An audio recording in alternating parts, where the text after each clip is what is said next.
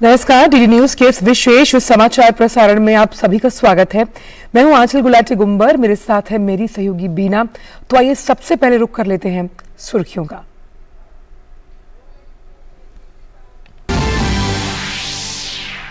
प्रधानमंत्री नरेंद्र मोदी असम के 1 दिवसीय दौरे पर एम्स गुवाहाटी और 3 अन्य मेडिकल कॉलेज राष्ट्र को करेंगे समर्पित। Assam advanced health care innovation institute की भी रखेंगे आधारशिला। साथ ही पात्र लाभार्थियों को आयुष्मान भारत प्रधानमंत्री जन आरोग्य योजना कार्ड वितरित कर आपके द्वार आयुष्मान अभियान की करेंगे शुरुआत।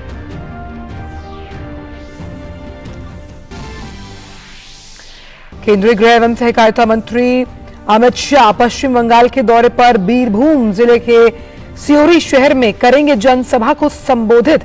साथ ही पार्टी कार्यालय का करेंगे शिलान्यास।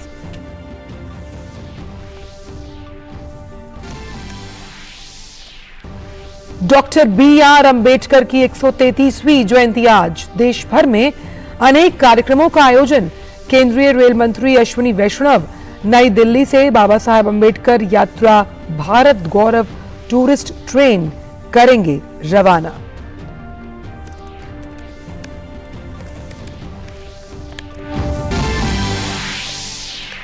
वॉशिंगटन में G20 वित्त मंत्रियों और केंद्रीय बैंकों के गवर्नर्स की दूसरी बैठक संपन्न। दूसरे दिन बैठक में सतत वित्त, वित्तीय क्षेत्र और वित्तीय समावेशन के साथ साथ अंतर्राष्ट्रीय कराधान पर हुआ मंथन।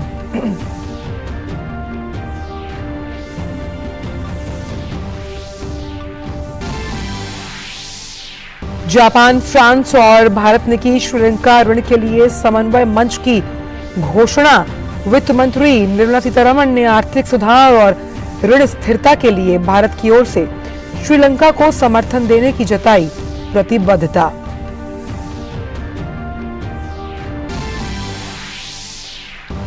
विदेश मंत्री एस जयशंकर ने भारत मोजाम्बिक के ऐतिहासिक संबंधों के विस्तार के महत्व को किया रेखांकित।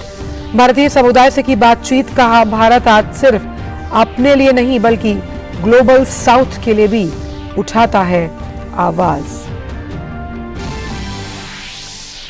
और आईपीएल में आज कोलकाता नाइट राइडर्स की सनराइजर्स हैदराबाद से होगी भिड़ंत। वहीं कल खेले गए रोमांचक मुकाबले में गुजरात टाइटंस ने पंजाब किंग्स को दी 6 विकेट से मात। शुभमन गिल ने खेली 67 रन की पारी।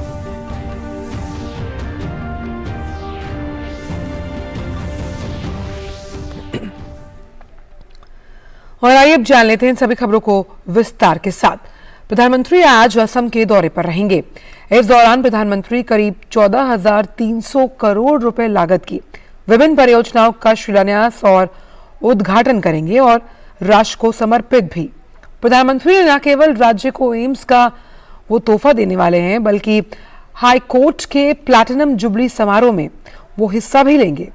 साथ ही सांस्कृतिक कार्यक्रम के तहत बिहू का भी अवलोकन करेंगे। प्रधानमंत्री एम्स गुवाहाटी और 3 अन्य मेडिकल कॉलेजों को राष्ट्र को समर्पित करेंगे।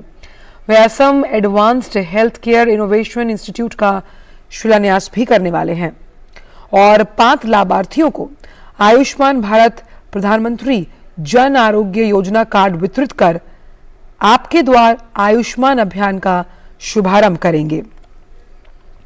प्रधानमंत्री गुवाहाटी उच्च न्यायालय के प्लैटिनम जुबली समारोह के उपलक्ष्य में गुवाहाटी के श्रीमंत शंकरदेव कलाक्षेत्र में आयोजित कार्यक्रम में भाग लेंगे। इस कार्यक्रम के दौरान प्रधानमंत्री असम पुलिस द्वारा डिजाइन किए गए एक मोबाइल एप्लीकेशन असम कॉप का भी शुभारंभ करेंगे। ये ऐप अपराध और आपराधिक नेटवर्क के साथ साथ ट्रैकिंग सिस्टम और वाहन राष्ट्रीय रजिस्टर के डेटाबेस से अभियुक्तों और वाहनों की खोज की सुविधा प्रदान करेगा। साथ ही सार्वजनिक कार्यक्रम की अध्यक्षता करने के लिए गुवाहाटी के सरसजोई स्टेडियम पहुंचेंगे, जहां 10,000 से अधिक कलाकारों, बिहू नर्तकों द्वारा प्रस्तुत रंगारंग बिहू कार्यक्रम का अवलोकन भी करेंगे। कुल 1,120 करोड़ रुपए से अधिक की लागत से निर्मित एम्स गुवाहाटी 30 आयुष बिस्तर सहित 750 बिस्तरों वाला एक यह अत्याधुनिक अस्पताल है। इस अस्पताल में हर साल 100 MBBS के छात्रों की वार्षिक प्रवेश क्षमता होगी। ये अस्पताल उत्तर पूर्व के लोगों को विश्व स्तरीय स्वास्थ्य सुविधाएं प्रदान करेगा। केंद्रीय गृह और सहकारिता मंत्री अमित शाह आज पश्चिम बंगाल के दौरे पर रहेंगे। अमित शाह बीरभूम में पार्टी कार्यालय का शिलान्यास करेंगे और विशाल जनसभा को संबोधित भी। बंगाल भाजपा के प्रदेश अध्यक्ष सुकांत मजूमदार ने गुरुवार को सभा स्थल का दौरा करने के बाद कहा कि गृह मंत्री की ये रैली ऐतिहासिक होगी। देश भर में आज भारत के संविधान के निर्माता भारत रत्न बाबा साहब डॉक्टर B.R. अम्बेडकर की जयंती के मौके पर पूरा देश उन्हें याद कर रहा है। इस अवसर पर देश भर में अनेक कार्यक्रमों का भी आयोजन किया जा रहा है। भारत रत्न बाबा साहब डॉक्टर B.R. अम्बेडकर अर्थशास्त्री, राजनीतिज्ञ और समाज सुधारक थे। उन्होंने अपना जीवन लोगों के लिए समर्पित किया। वो स्वतंत्र भारत के प्रथम विधि और न्याय मंत्री थे। वो भारतीय संविधान के जनक, भारत गणराज्य के निर्माताओं में से एक थे। उन्होंने जातिगत भेदभाव को समाप्त करने के लिए कई काम किए। इसके साथ उन्होंने श्रमिकों, किसानों, महिलाओं के अधिकारों का भी समर्थन किया।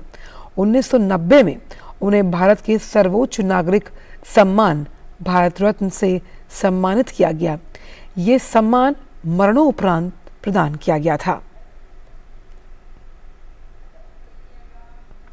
केंद्रीय मंत्री नितिन गडकरी ने बाबा साहेब को उनकी जयंती पर नमन किया।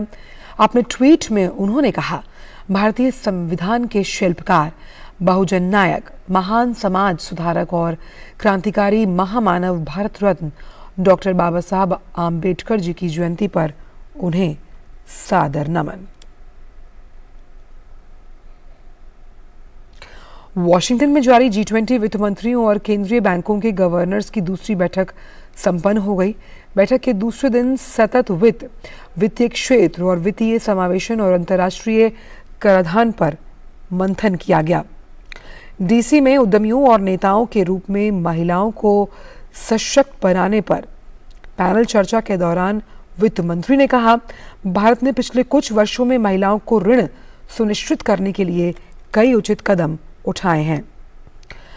प्रधानमंत्री नरेंद्र मोदी के अगुवाई में महिलाओं के लिए वित्तीय समावेशन को 2014 से बड़े पैमाने पर लॉन्च किया गया था। वित्त मंत्री ने वॉशिंगटन में अंतर्राष्ट्रीय मुद्रा कोष और विश्व बैंक की बैठकों से इतर श्रीलंका ऋण मुद्दों पर एक उच्च स्तरीय कार्यक्रम में भाग लिया। इस मौके पर वित्त मंत्री ने ऋण स्थिरता के लिए श्रीलंका को भारत का समर्थन भी व्यक्त किया है। वॉशिंगटन डीसी में वित्त मंत्री ने जापान के वित्त मंत्री शुनिची सुजुकी के साथ भी मुलाकात की। वित्त मंत्री निर्मला सीतारमण ने G20 अध्यक्षता के तहत निर्धारित लक्ष्यों को प्राप्त करने के लिए जापान के निरंतर समर्थन को धन्यवाद दिया और आगामी मई में जापान में होने वाले G7 शिखर सम्मेलन के लिए सुजुकी को शुभकामनाएं दी।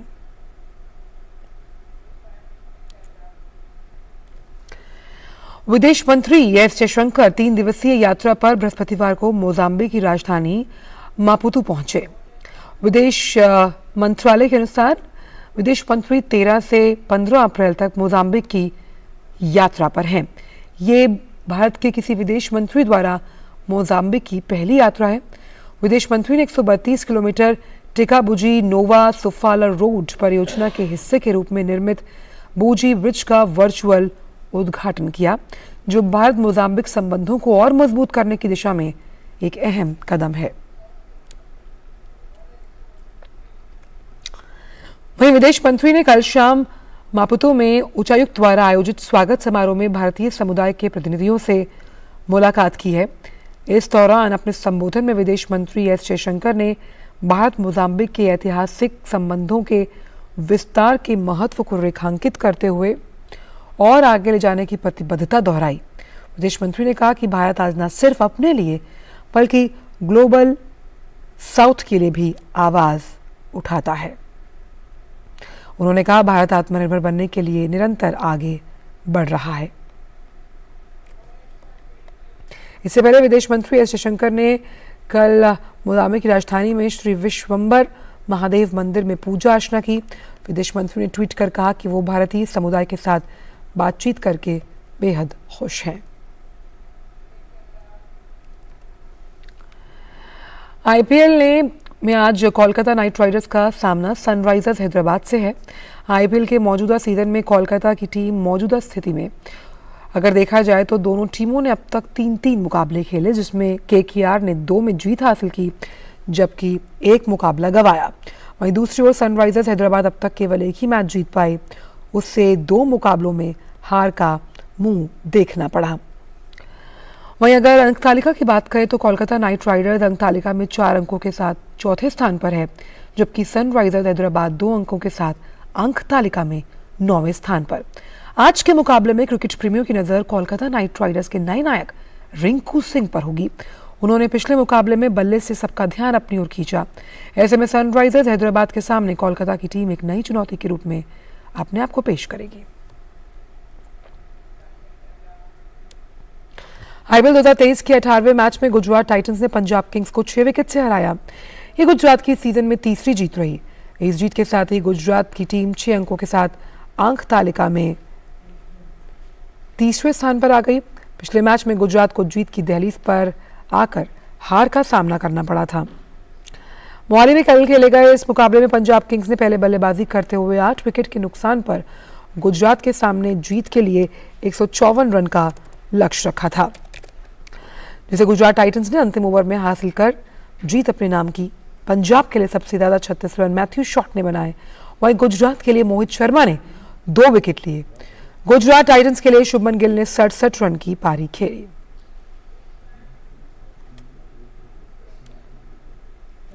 और फिलहाल इस विशेष समाचार प्रसारण में बस इतना ही। मुझे और बीना को दीजिए इजाजत। नमस्कार।